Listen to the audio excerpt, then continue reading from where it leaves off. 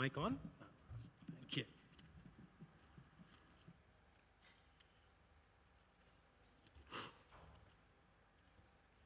This morning, I'm a uh, stand in the gap preacher actually. Um, Somebody else was scheduled to speak this morning. In fact, Pastor Nani was supposed to speak this morning. I also wanted to sit down and just receive the word. Um, Unfortunately, Pastor Nani is not well. Last night he called me and said, I still have fever running. I don't know whether I can make it. So I told him, "Mm, would you like to send me your notes so that I can speak?" So technically, what I'm preaching right now is, of course, what he prepared, what he wanted to bring to you, and I'm just being his mouthpiece to you this morning. Is that okay for being that? All right, so whatever God spoke to him, I've just taken it and just uh, adjusted it to my style of preaching, and I'm bringing that word to you. So basically, I'm preaching to you at the same time I'm speaking to myself because somebody else is was supposed to bring the word to you. Um, we are in the middle of a series called The Champion, and we're talking about what does it take to become a champion in our lives as we look through the scriptures and see all these faith heroes and champions who have achieved great things in their lives through what they have done. We are trying to find out what are the qualities that set them apart and make them champions. And this year, we wanted to challenge you to be those champions in your life, in whatever you do. We started off talking about that a champion is one who has the right perspective in his life. His mindset, the way of his thinking is framed by a right perspective. That's what we talked on week 1. We talked about how there are a few things that a champion knows. That he knows God is bigger than his problems. A champion always knows God is bigger than his problems. No matter how big the problems look like, a champion knows God is bigger than his problems. Number 2, a champion knows that God is bigger than his enemies. That no matter how big the enemy may look like, while he's moving towards his destiny, how Goliath-like the enemy might look like, but God is bigger than his enemies. Remember this, God is bigger than our problems. God is bigger than our enemies. God is bigger than our dreams.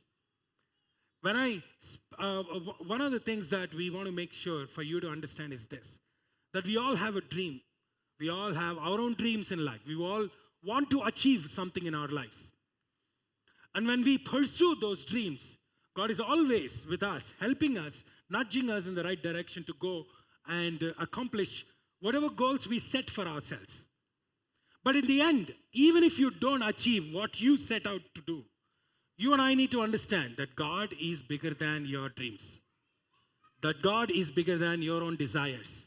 We do want to achieve something in our lives, but just because we couldn't achieve the way we want them to achieve, that doesn't mean God is lesser, any. God is still bigger than our dreams. God is still bigger than our desires. That is the perspective a champion needs to have. That at the end of the day, it's all about God. At the end of the day, it's all about what God wants to do in and through our lives. That's the perspective each champion had through the scriptures. Hebrews chapter 11 is a classic example for us to read through, because in Hebrews chapter 11, the author speaks about all these faith heroes who were promised something by God. That, take for example, Abraham, or Isaac, or Jacob, or Joseph, all these faith heroes that you see in the scriptures, they were promised something in their life. When God speaks to Abraham and says, Abraham, I'm going to make you the father of many nations. What do you think Abraham would have thought in his head? By the time I die, I'm going to see a nation full of my people, isn't it? From a human perspective, that's what Abraham would have thought. And Abraham believed that. Believed that that's what God is going to do. That God is going to make him a father of a nation. While he did not have children, he believed that God is going to give him children. Not just one child, not just two children, Because God did promise him and say, I'm going to give you so many children that you will not be able to count them. There will be more than the stars in the sky and more than the grains of the sand. Isn't that what he said? Am I making up those words? No, right? In the Bible, extremely clearly told to Abraham that this is how you're going to be. Now, Abraham is not going to sit there and think, oh, this is all spiritual, metaphysical thing. If he's a human being, he's going to look at that, promise and believe, oh, that's going to happen in my life. While I'm alive, it's going to happen. He would have believed that. Bible actually says that. That he believed that in his life, it's going to happen. God didn't say, I'm telling you this in a very spiritual sense. Did he say that? Have you ever seen that in the scripture? Abraham, when God spoke to Abraham, he didn't say that. He made a very clear promise, this is what I'm going to do.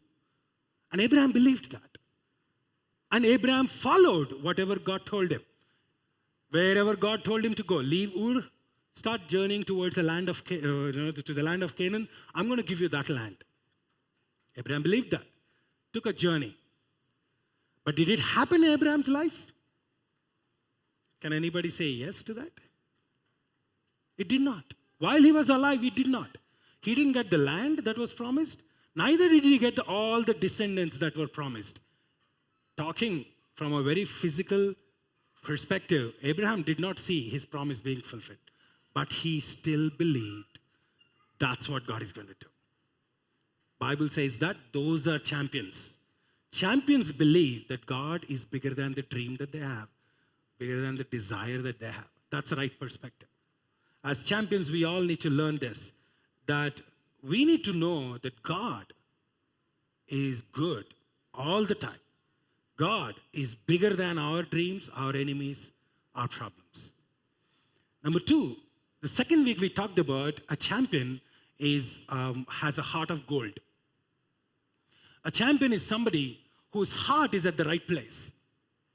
A champion has 4 qualities in his heart. Number 1, a champion is somebody who resolves to do whatever God asked him to do, irrespective of the outcome. He resolves to do. In his heart, he is somebody who is resolved. Resolution simply means he's not going to move out once he made a decision. He's going to stick to that. He resolves. Number 2, he's somebody who learns to resist. Resist anything that takes him away from his goal. Resist any distraction that might cause him stumble or lose his focus. Keep his eyes on his goal and keeps moving forward. Resist anything that he feels would not actually help him to move towards his goal. That's a champion. That's the heart of a champion. Resolve, resistance, resilience. Resilience is something that a champion has. That is this, that irrespective of what is going through, the fire that he's going through, he still chooses to be thrown into the fire, even if he knows that that's where he's going to die. He still will stick to his goal. Resilience is tested not when you are standing outside of the fiery furnace, not when you are standing up and professing your faith about God. Resilience is tested when you are actually thrown into the fire. That's where a champion stands out. Resilience. Number 4, a champion knows what to relinquish, what to sacrifice in order to achieve something greater through his life. All the champions that you see in the scriptures are people with that kind of heart. That they resolve to do the right thing. They resist anything that distracts them from doing the right thing. That they will stay resilient in spite of opposition and oppression. And they will relinquish anything for the sake of the right thing. That's what makes a champion. That's what separates a champion from everybody else. There are a lot of people who can do a lot of things. There are a lot of people who are highly skillful at a lot of things. But a champion is different because of that one thing. A heart that says, I'm going to stick to what is right, and I'll stick to the end. Does it make sense? No. Behind the mask, you never get to see the expressions, right? So at least nod your head. Yes. Number 3, last week we looked at a champion. One of the weapons of a champion is focus. a laser focus in his goal. Pastor Dheeraj talked about three things about being focused as a champion. Number one, have a clarity on your goal. What do you want to achieve in the end? Not the method, but the goal. What is your destiny? Where are you planning to go? What is that at the end of whatever you're trying to do that you're trying to achieve? Clarity in your goal. Number two, obedience in spite of adversity. Obedience in spite of adversity. Your focus should be so concentrated towards your goal that you choose to obey in spite of the adversity in your life. That's what focus will help you to do. Stay obedient on the course. Number three, a champion is somebody who is goal-oriented, not glory-oriented.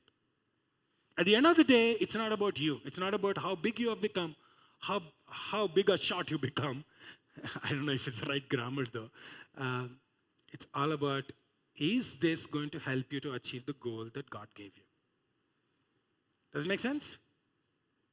That's what a champion is all about. Not glory-oriented, but goal-oriented. You see, ordinary people don't understand that. That's why they stay ordinary. The reason the people in the scriptures are extraordinary and they were able to achieve great things. For ordinary people, what they have done looks foolish, looks illogical, but they chose to stick to their goal, and that's why they were champions. All through the book of Hebrews, all through the scriptures, you'll get to see that these are the people who had a clarity regarding their goal, who stayed obedient as they moved towards their goal, who stuck, whose mindset is always about the goal, not self-glory.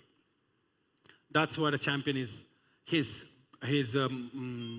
weapon is his clarity in his focus, clarity in his goal, helping him to stay focused. Number four, today we're going to talk about the fourth thing that separates a champion from everybody else is this. A champion is somebody who chooses to become the most valuable player in the team. A champion is somebody who chooses to become the most valuable player in the team. He's an MVP. The reason he's called an MVP is not because he's highly skilled in what he does. The reason he becomes an MVP is because he's a team player. That's why he's an MVP. Not because he's extremely good, he's competent in what he does, he's excellent in what he does, but he's great at playing with the team, not against the team. Not playing for himself, but playing for the team. That's what makes him an MVP.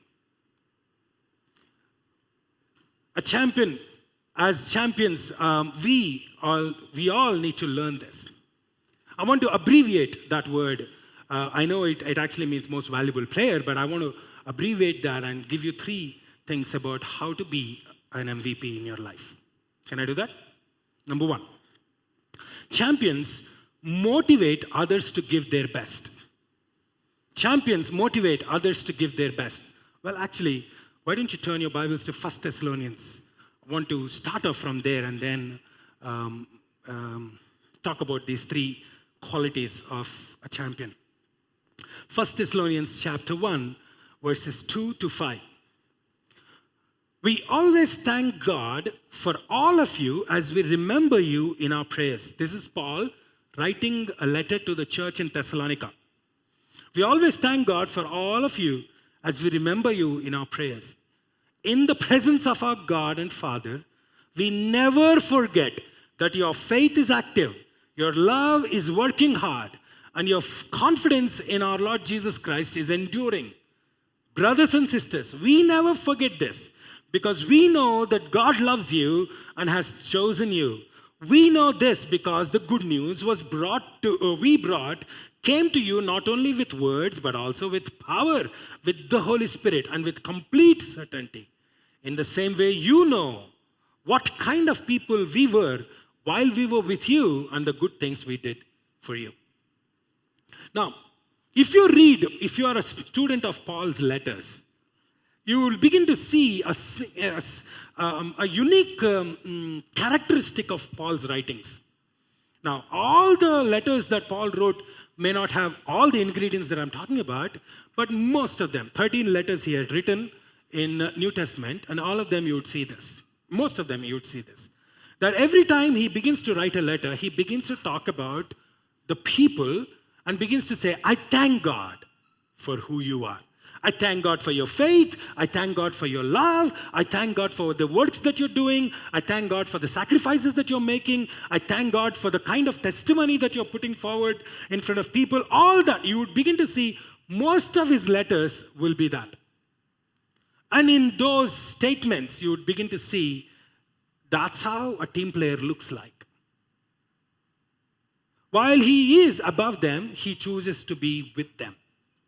He chooses to be along with them and try to identify himself with them.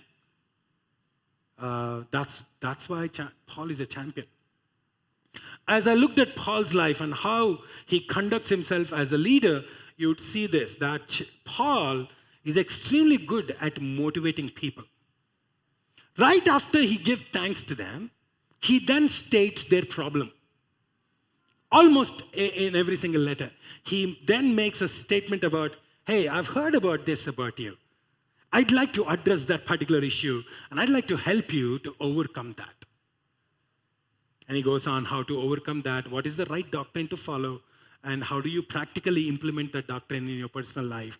And that's how he exposes almost every single letter that he writes. Paul is a great motivator. Champions are great motivators. They motivate their team members to give their best. Not any less, but best. As iron sharpens iron, a friend sharpens a friend, Proverbs says. And a champion is one who is a great motivator. Not only, it's not just Paul. You'll see that Christ is the master of this particular, characteristic when he was on the earth. The way he motivated people by choosing to see what others are unable to see in the people that he is interacting with. In choosing to see what others did not see in themselves. Jesus saw something beyond what is appearing, and he called that out by motivating them. Remember Simon, this loudmouthed, clumsy, irrational, impulsive fisherman. And you could see, Peter, as you trace Peter's life all through the Gospels, you'll begin to see an interesting pattern in people. It's actually, even after Jesus rose from the dead, Peter is like that. He's very impulsive, very emotional, very vacillating in his faith, in his emotions. He's one side, he's very strong. Another side is too weak. At one time, he would stand up with a sword in his hand, single-handedly wanting to kill the entire Roman Empire. Another side, he would just run away and curve in like a coward in front of a servant girl to confess that Jesus is his master. That's how he is vacillating in his faith, like many of us. And yet Jesus looks at him and says, Peter, Simon, I'm going to call you Peter. On this rock, I will build my church. What people saw as somebody who is, confused, vacillating believer, Jesus saw him as a rock on which he can build his church. He's the first Rocky, if you want to call him that. Some of you have no idea what I just said, right? We can call him a Sandy instead of a Rocky, but Jesus chooses to call him Rocky. As you look through the scriptures, you'll begin to see it's exactly the same everywhere as God looks at people. What people saw as a dreamer, God looked at him as a savior, Joseph. Everybody looked at Joseph and thought, this fellow is just a dreamer, all the time dreaming in the nights and nothing else doing in his life. But God saw a savior. What people saw as a fugitive, running away from his responsibilities and running away in cowardice in order to save his own life and living in an obscure country and obscure desert, God saw a leader who would lead a nation in Moses. What people saw as a sinful woman, God saw as a faith-filled woman, Rahab. What people saw as a coward who would, in fear of his enemies, would sit inside a wine press just to make sure nobody else watches him as he threshes the wheat. God saw him as a mighty man of valor. People may call you a dreamer. People may call you a coward. People may call you a fugitive. People may even call you an idiot for what you're doing. But God looks at you totally different. And He chooses to call you with that name. What people saw as a shepherd boy, hackathon was what Hebrew word was for David. My little finger, that's what Jesse called David. My little finger, useless fellow. God looks at him and says, this is a man after my own heart, the king. What people saw, a teenage boy who does not even have a complete understanding of Scripture, God calls him a prophet of all nations, Jeremiah. What people saw as an ordinary teenage girl living in an obscure village, God picks her up and calls the mother of a Savior who brings the Savior of the world into this world by her sheer obedience. What people saw as a sandy boy, God saw him as a rocky man in Peter. What people saw as a persecutor of the church, God saw him as a missionary for the church in Paul. What you see right now in people is not what God sees in people. What you see in yourself right now is not what God sees in you. God has a different ball game. And that's why the first point is very important. Have the right perspective about God. If you know who your God is, then you can do great and mighty things. Bible says that in Daniel, that they that know their God will do great and mighty things with their lives.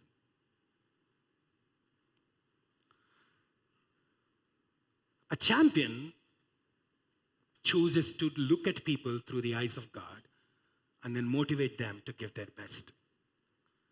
Paul did that. Look at how Paul encourages Timothy in his letter. Look at 1 Timothy chapter 1.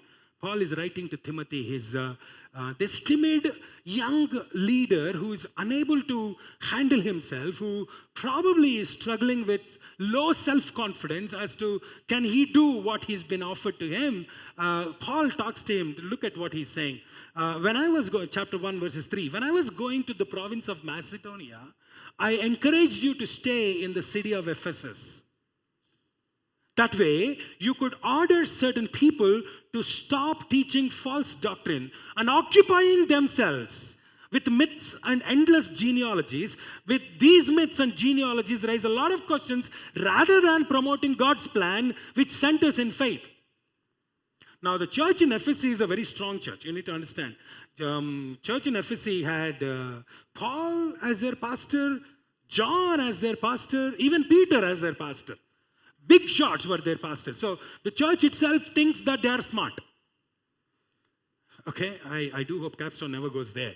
But that they are smart, that they know everything, and they don't need anybody to teach them.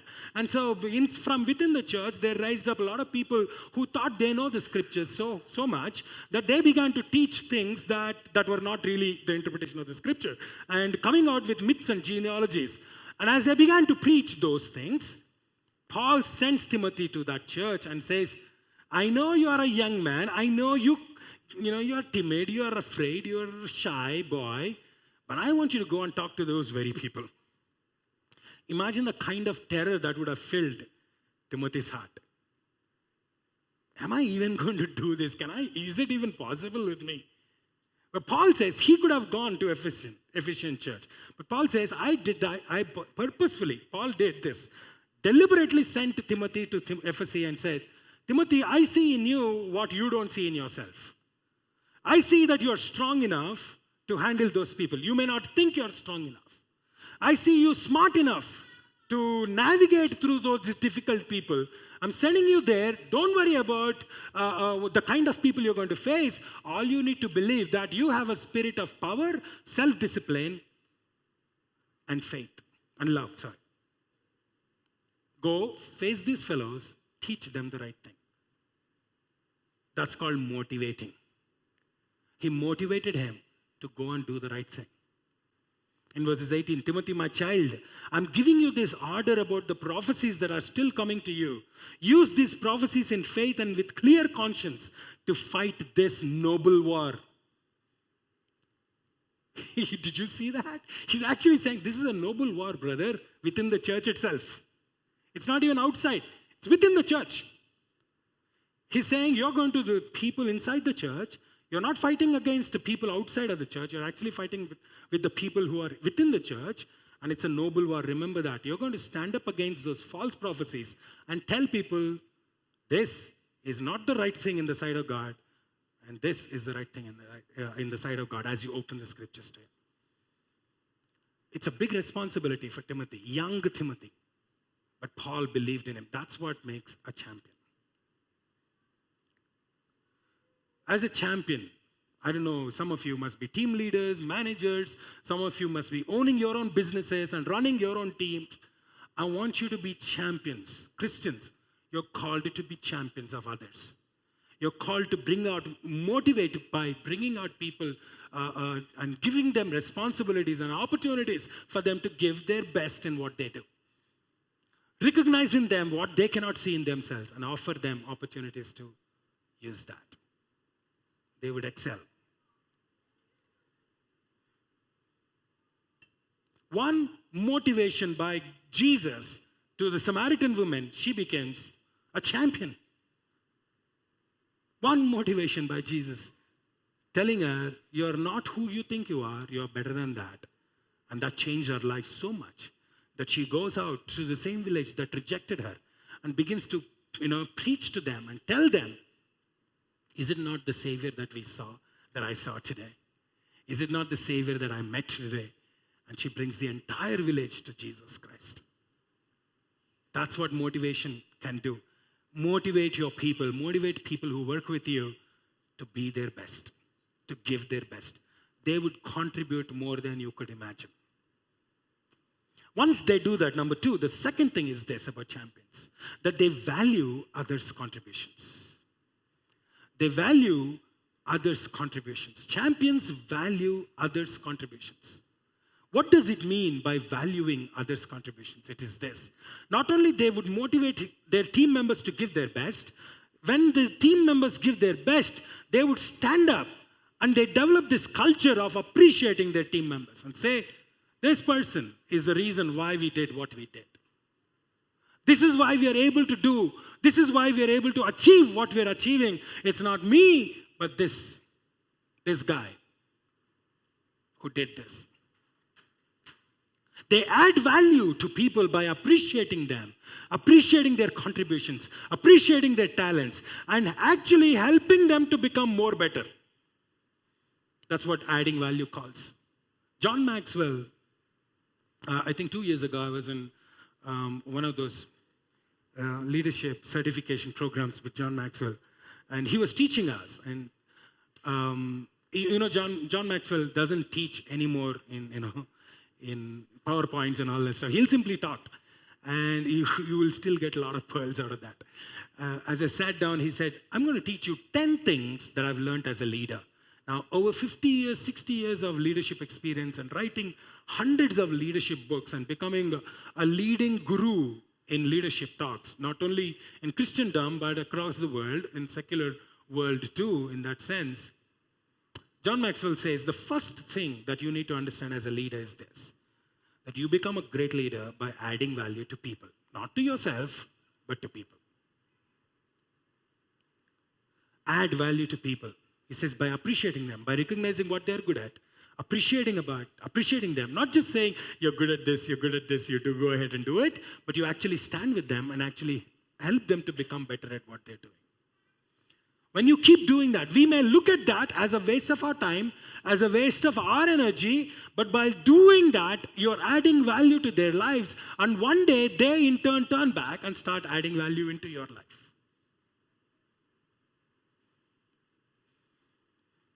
Champions value others' contributions by adding value to them, appreciating their contributions, and helping them to become better. So in chapter 1 Timothy, he tells him, I'm going to give you a responsibility. I'm motivating you to stand firm as a leader. And then look at chapter 2 Timothy. Now, Timothy is already serving there. He's become better at what he's doing. Look at what he's talking about Timothy. In chapter 2 Timothy chapter 1, verses 3 now. I constantly remember you in my prayers, night and day, when I thank God, whom I serve with a clear conscience, as my ancestors did. I remember you in my prayers. He's saying this. I remember your tears and want to see you so that I can be filled with happiness. He's saying, I see how hard you're working. I see that you're doing a fantastic job. I see that you are kneeling down with tears. You're praying for your church. You're fighting for your church. And I'm glad you're doing that. Then he goes on to say, I am reminded of how sincere your faith is. Not only I'm seeing you praying and suffering, but I see how good your faith is, how strong your faith is. The same faith that I saw in your grandmother, that I saw in your mother Eunice, I am convinced that that same faith lives in you today. So first he motivated him to be the best. Now as Timothy is becoming better, Paul is appreciating him and saying, I see that happening in you. And I want you to know that you can be better than this. And he goes on to talk to him. Look at it.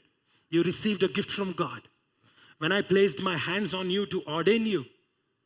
Now I'm reminding you to fan that gift into flames. You're already using the gift.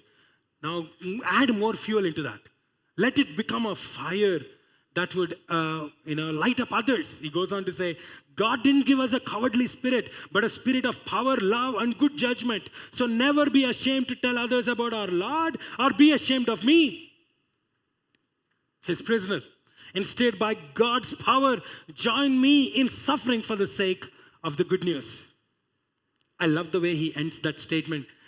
Timothy started off as a follower of Paul. Timothy started off as a follower, became a disciple of Paul. Now, Paul moved him to a position where he's saying, I'm going to give you a responsibility. You're my apprentice now. I'm going to give you a position. Be an intern. Start doing what I'm asking you to do in the church in Ephesus. And I want to help you from outside and see you performing what you're doing. He stands outside. And as Timothy began to do what Paul motivated him to do, Paul began to recognize the developing characteristics in Timothy's life as a leader. And Paul noticed each of those, his suffering, his tears, his faith, his love. And then he goes on to tell him, I recognize all of that in you. You're doing a good job. I want you to know that you can be better than this. And I will help you to become better than this.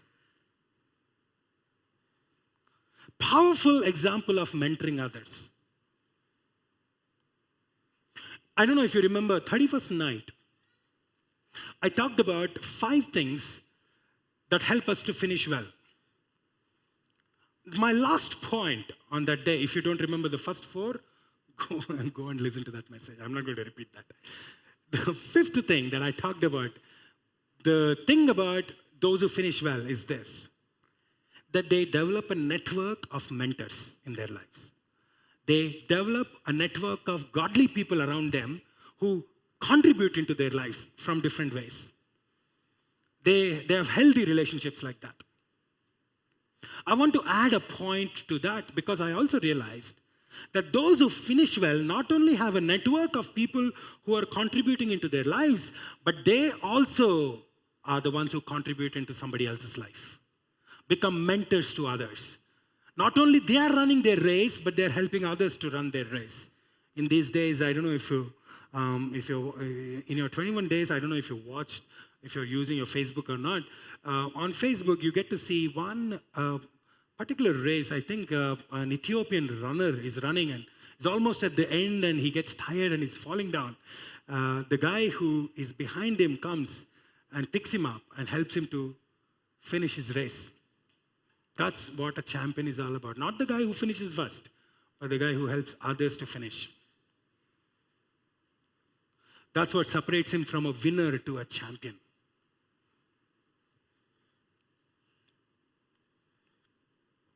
I could go on giving a lot of examples, but right now, I just want to tell you, beg you, if you're a leader in any capacity, wherever you are, add value to people. All the time, you're not the guy who's supposed to be in the limelight. You're supposed to help others to become the champions. I would have loved to sit down and listen to this message from Nani today. But I'm glad he wrote such a good message. If you want to be a champion in your lives, you go on to adding value to others in your team by appreciating them, by helping them to become better. Doug Fields wrote a brilliant book called Purpose-Driven Youth Ministry. I know Rick Warren wrote Purpose-Driven Life. Doug Fields is the youth pastor for that church, Saddleback Church, and of course now he's got his own ministry.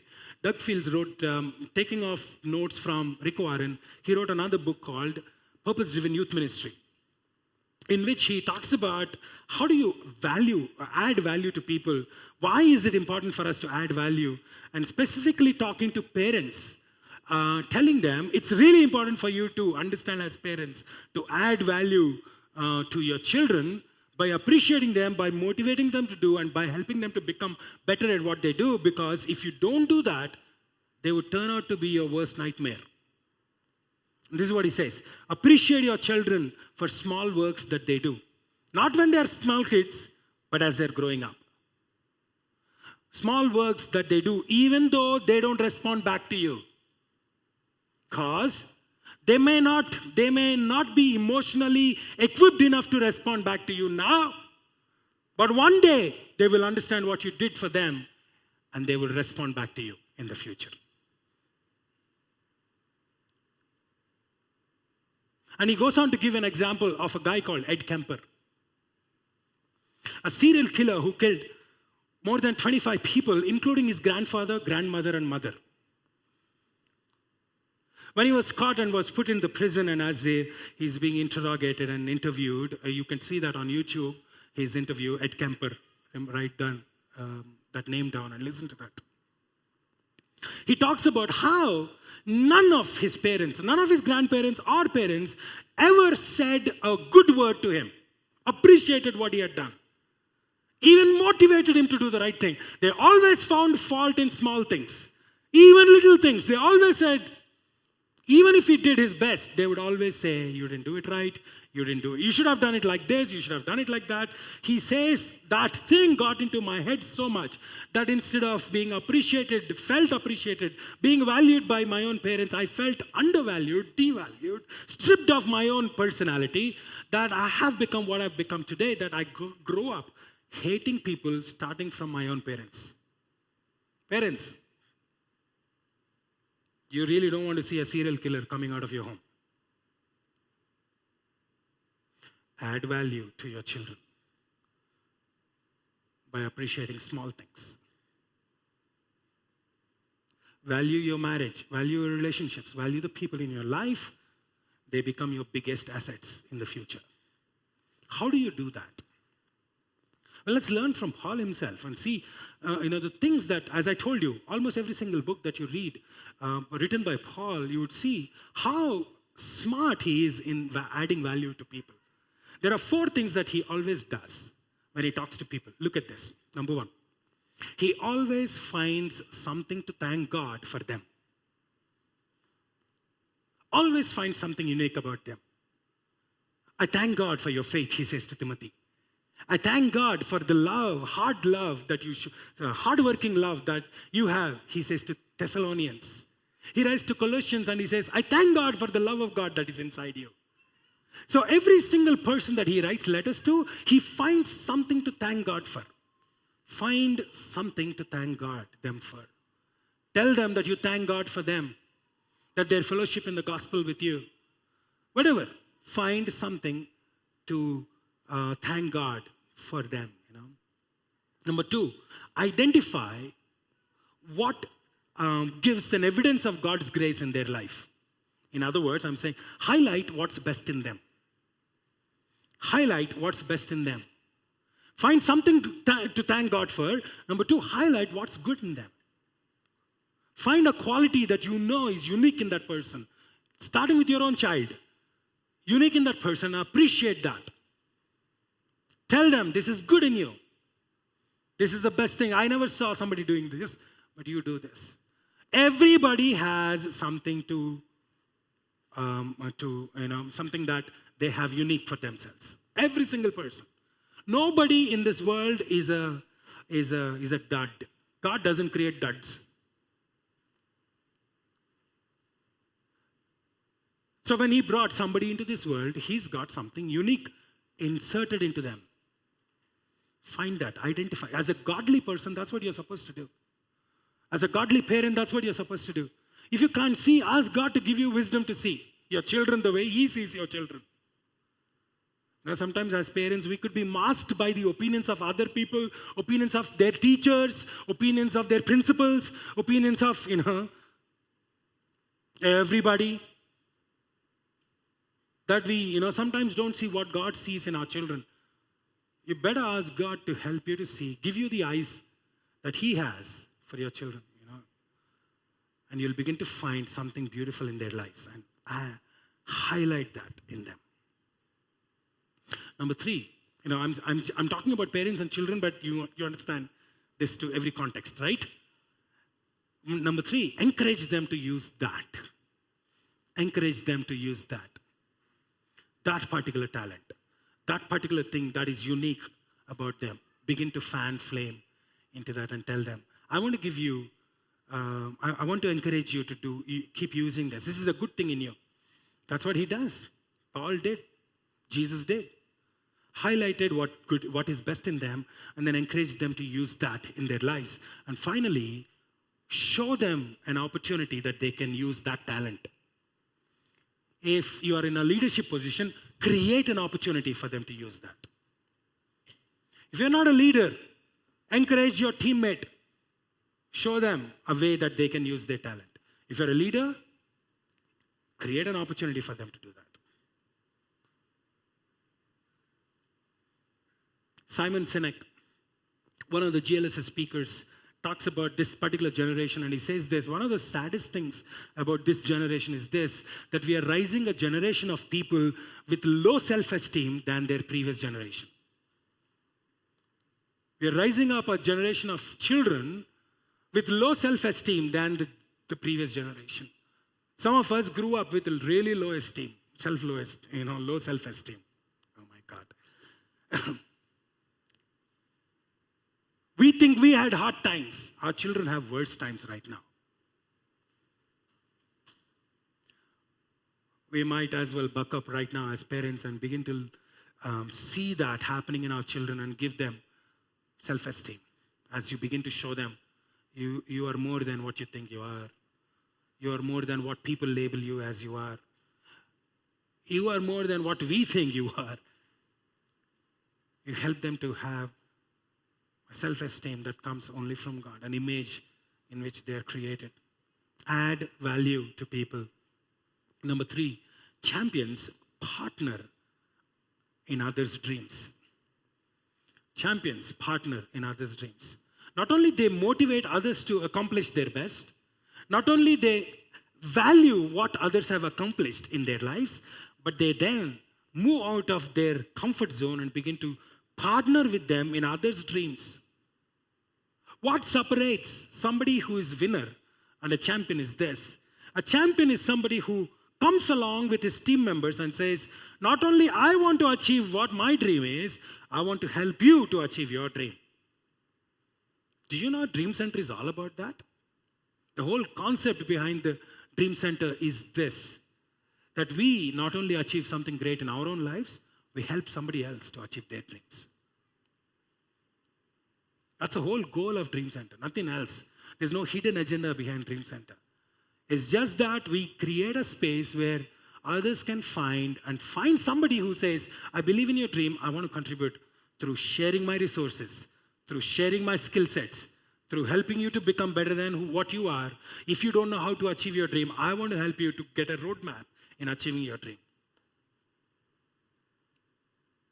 If that's not what church is called to be, I don't know what else is church called to be. Champions partner in others' dreams. You know, we are a selfish generation. We are, as people who are highly competitive in our nature, we're all selfish people. We all want our dreams to be fulfilled. We always want. Don't just, say, no, I am not like that. No, we're all like that. We're all like that. We're all selfish people. Deep inside, we always want what we want. And we always expect others to contribute into our lives. Look at the people we get upset with. And try and do an analysis of why you got upset with them.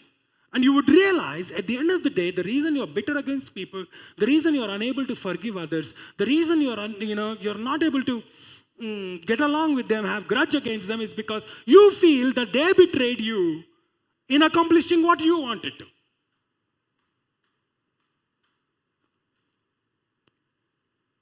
Well, what separates a Christian, what separates a champion from the other people is that not only they expect others to join him in their journey, that they will then decide, not only I want them to come and help me to achieve my dream, I want to help them. If needed, I will go first and help them to achieve their dream so that they can then come and help me in my dream. At the end of the day, there is nobody who achieves anything great in his life without people around him, without somebody contributing something into their lives. We all need people, we all need relationships, we all need people with great talents who are competent more than us in certain areas of in life to join with us to help us to achieve our dream. If you want that to happen in your life, you better be a partner in somebody else's dream. Help them to achieve what they want to achieve so that they can then turn back and begin to help you. Champions achieve their dreams by participating and partners in others' dreams. I don't see any classic example than Joseph in the Bible when it comes to partnering with somebody else's dream. The dreamer, right? The dreamer who always wanted to be the number one. The dreamer who wanted to be the king. Well, at least because of his dream, he developed a desire to be the number one in his life. Some of us may not be people who want to be kings, but because of the dream that God gave us, because of the word of God that came into our lives, we begin to sense that God is calling us more than what we are right now. He wants us to be in a higher calling. We all sense that, and we are right about it. Joseph is right about his dream. He's right about what God wants to do in his life. But as long as Joseph stayed self-centered, meaning Joseph was at the center of his dream, he couldn't see that happening in his life. God had to take him through a process of ups and downs in his life where he got rid of things that are all about him, where he became a partner in somebody else's dream and helping them achieve their dreams. Whether it is in Potiphar's home or whether it is in the prison to help the prison prison guards, prison in charge and the people who were working at Pharaoh's palace who were thrown into the prison, or then finally, as he moved into the palace of Pharaoh, helping Pharaoh to save Egypt. You watch the journey of Joseph, you would begin to see Joseph began talking all about himself. He thought about himself, and by the end of the journey of Joseph's life, he moved from who all about him to all about others. The arrows that were pointing in have now turned out. Arrows out is what we call it. A champion's life is always arrows out. What can I do to help others to achieve what they want to achieve in their lives? Joseph became the king of the world by helping the king of the world. Literally. So at a point where though Pharaoh is the king of the world at that point of time, he decides to give all his authority to Joseph and say, you be the king. I'll just be the namesake. How did that happen? Not because Joseph wanted to be the king, but because he decided, I'm going to stand with Pharaoh and help him to save Egypt. Even though he is under the Pharaoh, he's still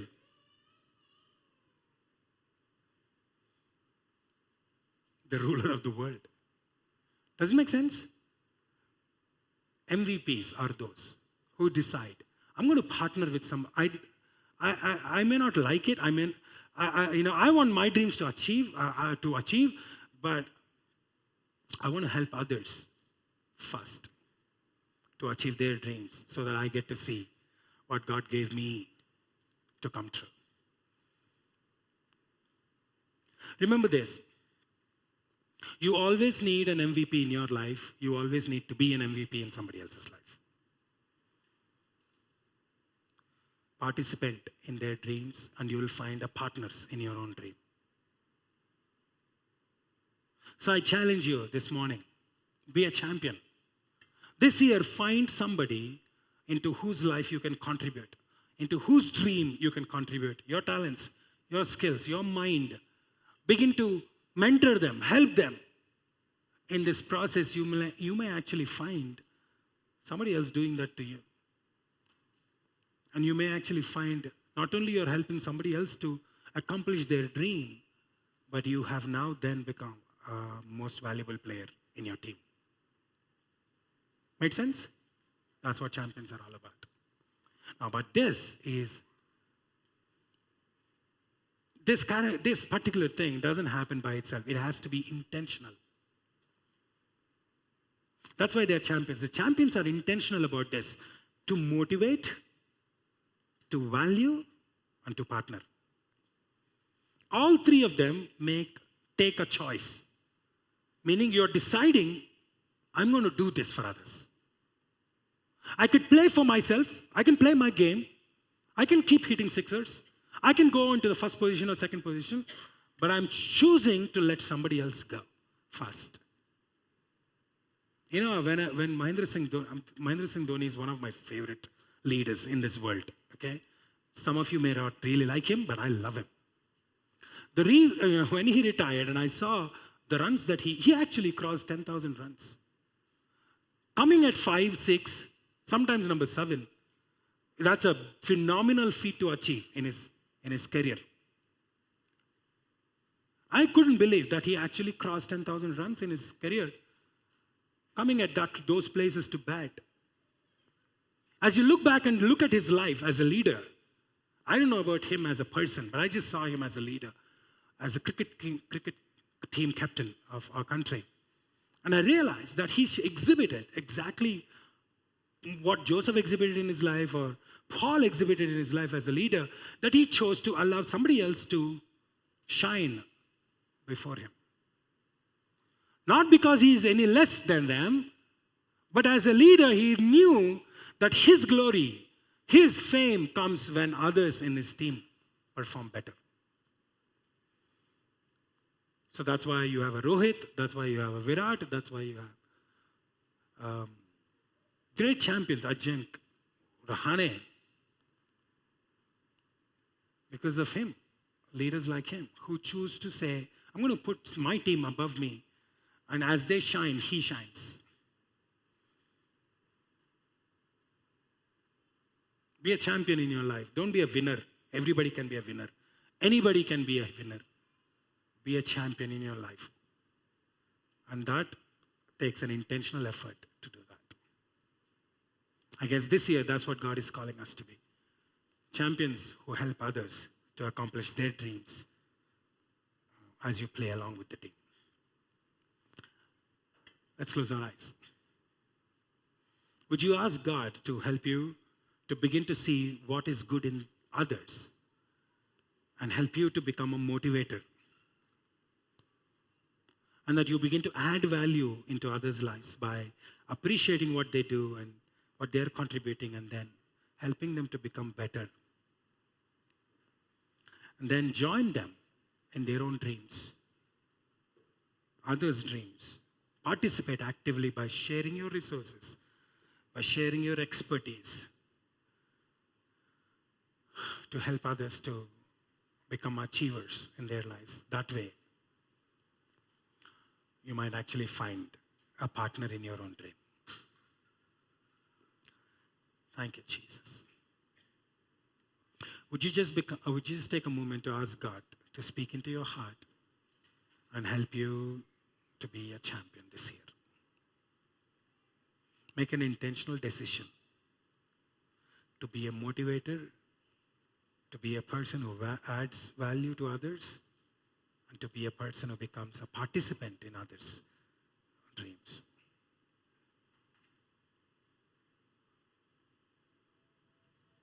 Father, I want to thank you, God, for this beautiful day. What an opportunity it is for us to come together to worship here in your presence in this place, or wherever we are, at our homes, in our living rooms, or at our offices. We want to thank you for doing what you're doing in our lives. Sometimes we really don't understand what you're doing, but we do know this one thing, that you are a good God. And nothing that happens in our lives happens without your permission. So we thank you for that. And today, we want to thank you for teaching us that it takes an intentional, deliberate effort to help others to become a champion. Not just skillful at what they are, of what we are, not just being expertise in our area of competence, but being willing others to help, others to achieve their dreams. Being a team player is what it takes to be a champion. Sometimes being a selfish generation, God, we always think about ourselves, our dreams and our achievements. We get bitter against you, we get bitter against people because others have not contributed into our dreams. But now, thank you for teaching us that you want to be a champion. We need to be motivators. We need to be people who add value to others. And we become active participants in helping others to achieve their dreams. And that's what makes us the most valuable player of the team. Well, help us to do that, God. Starting with our homes, in our marriages, in our family, with our children, into our offices where we are sharing our work with our colleagues, and sometimes along with them, sometimes above them, sometimes below them. As we serve, as we lead, help us to be the MVPs of our teams, wherever we are, by choosing to put others above us and helping them. In this process, we realize that you would help us to achieve what you wanted us to achieve in our lives. Thank you, Jesus, for being a motivator, for being a God who adds value to us. And God, you are achieving what you want to achieve in this world by helping us to achieve our own dreams personally. Bless you, God. Thank you for everyone who joined us today here in person. Those who joined us online, we want to thank you, God. And those who are going to watch this sermon a little later today, I pray that their hearts would be enriched and would be challenged. And throughout this week, we make an intentional effort to help others. Not just this week, but this entire year, we keep our eyes out to find people, good in people, and encourage people to give their best in what they do, add value to them by appreciating them, and then God joining them in helping achieving their dreams. Each one of us here, sitting in this place, each one of those who are watching this online service, may we be able to find one person into whose life we can contribute and help them achieve their dreams. Thank you for speaking to us today. We bless your name. In Jesus' name we pray. Amen. Amen. Hey, thank you for joining us today on our service. Those of you who joined us online, thank you for doing that. I do hope that God spoke to you today. And do take time to share this online service with others. Who knows, somebody needs to hear this word. As we close this service, would you like to stand to your feet? We do the Lord's Prayer together. And we receive the blessing from God as we close. Our Father, who art in heaven, hallowed be thy name. Thy kingdom come, and thy will be done on earth as it is in heaven. Give us this day our daily bread, and forgive us of our trespasses, as we forgive those who trespass against us. Lead us not into temptation, but deliver us from all evil. For thine is the kingdom, and the power, and the glory, forever and ever. Amen. Now may the love of our Father, and the grace of his Son, Jesus Christ, and the sweet fellowship of the Holy Spirit be with each one of us, now and forever. And all God's people said, amen, amen. Thank you once again for joining us. Thank you for praying for me. I want you to know that God is good. All right? God is good all the time. Remember that always in your life. He's always good. Whatever he does is always perfect and is always good for us. All right, with that thought, we leave you. I think our worship team is ready to sing a song, and I now help you to worship. You can sit, you can meet people. You don't have to meet people. If you want to still maintain your social distancing, go ahead and do that. God bless you. Have a wonderful week.